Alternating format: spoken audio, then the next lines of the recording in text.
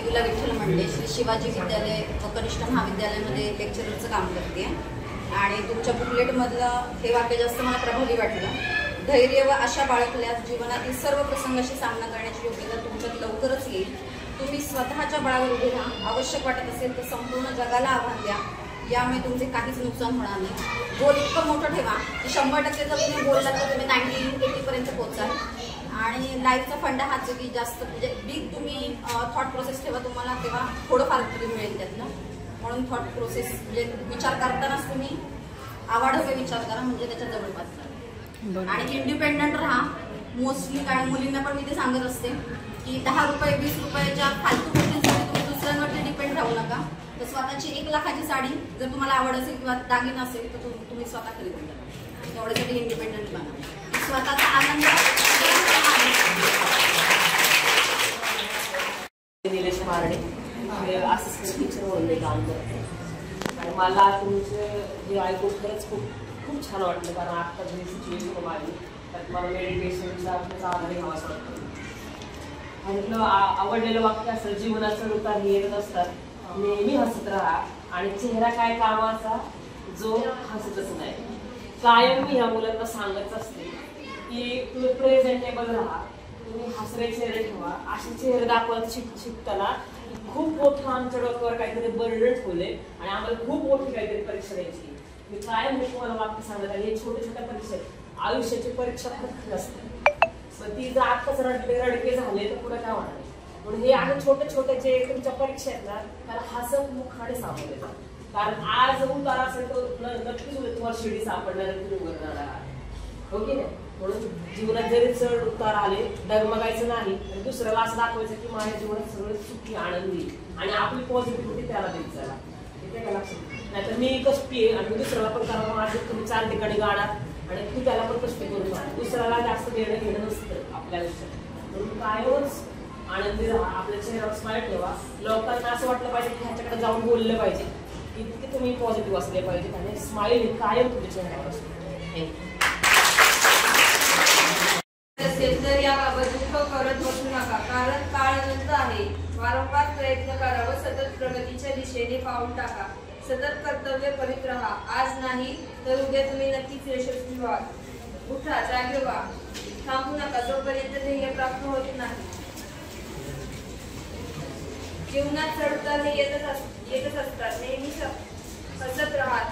असा चेहरा काय कामाचा जो हसत नाही. अहंकारापासून तितकेच सावधान राहा जितके एखाद्या पिसाळलेल्या कुत्र्यापासून असतात.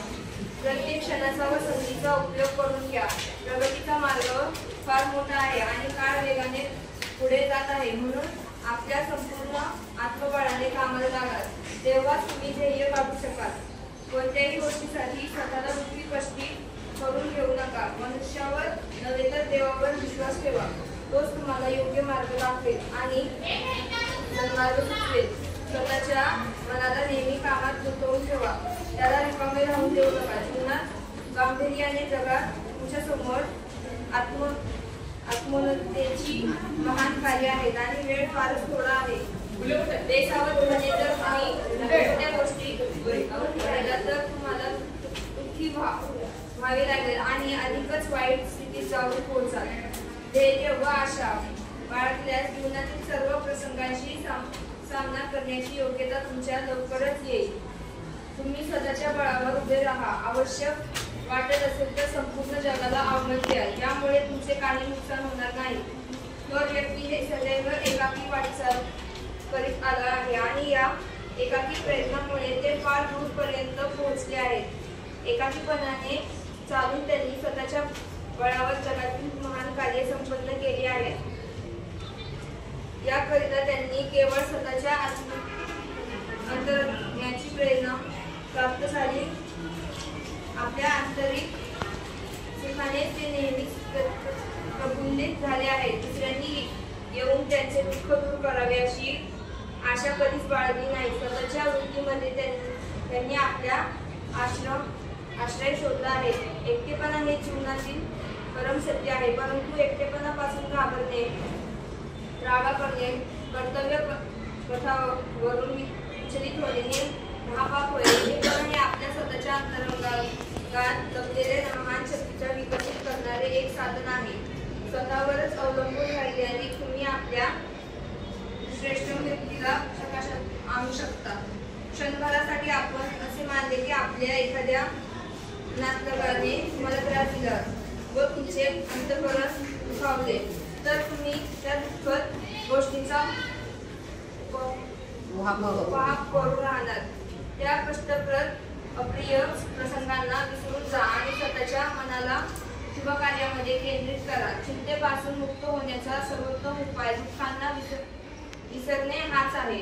आमचे कोणी ऐकत नाही, दुसऱ्यांना सांगून थकलो परंतु काहीच परिणाम होत नाही अशा बोलणाऱ्यांनी स्वतःकडे बघावे. आत्मनिरीक्षण केल्यास स्वतःच्या निश्चिततेची साक्ष पटेल. भलेही तुम्ही बोलू नका किंवा कमी बोला, पण कार्यात तल्लीन व्हा. थोड्याच दिवसात असे दिसून येईल की लोक न सांगता तुमच्याकडे आकर्षित होत आहे. म्हणून बोला कमी परंतु सत्कृत्य अधिक करा. कारण बोलण्याचा प्रभाव हा क्षणिक असतो तर सत्कार्याचा प्रभाव कायम असतो. मनुष्यामध्ये एखाद्या कामाचा ध्यास असेल तर तो इतरांकडून 100 पट कामे करून घेतो आणि इतके जास्त काम करून घेतो की आश्चर्य वाटते. आपल्या कामाला बघून तुम्हाला आश्चर्य वाटेल इतक्या विराट प्रमाणात सत्साहित्य इतके आश्रम उभारण्यापर्यंतची जी कामे सुरू करण्यात आली ती पूर्ण प्रणालीचा हाच ध्येय आहे. काय करावे? परिस्थिती तुम्हाला अनुकूल नाही, आम्हाला कोणी मदत करीत नाही, विशेष करण्याची संधी आम्हाला प्राप्त होत नाही अशा प्रकारच्या तक्रारी करीत राहणे व्यर्थ आहे. आपल्या दोषांच्या खापर इतरांच्या माती फोडण्याचा असा तक्रारीमुळे मनाला खोटे समाधान लाभू शकते. स्वतःच्या वर्तमान परिस्थिती करता लोक कधीच नशिबाला दोष देतात तर कधी देवी देवतांसमोर नाक घासतात. या सर्वांचे कारण म्हणजे आपल्याला स्वतःवर विश्वास नसणे. दुसऱ्यांना सुखी बघून आम्ही परमेश्वराच्या न्यायावर शंका घेऊ लागतो. परंतु या सुखी लोकांनी किती परिश्रमपूर्वक आपली कामे केली आहेत याकडे आम्ही पूर्णतः दुर्लक्ष करतो. अशी जिद्द आमच्या अंगी आहे का? याकडे आम्ही लक्ष द्यावे. ईश्वर कोणत्याही बाबतीत पक्षपात करीत नाही. त्यांनी हे आत्मबळ सर्वांनाच मुक्त हाताने सरळपणे प्रदान केले आहे, ज्याच्या बळावर प्रत्येकाला स्वतःची उन्नती करता येईल.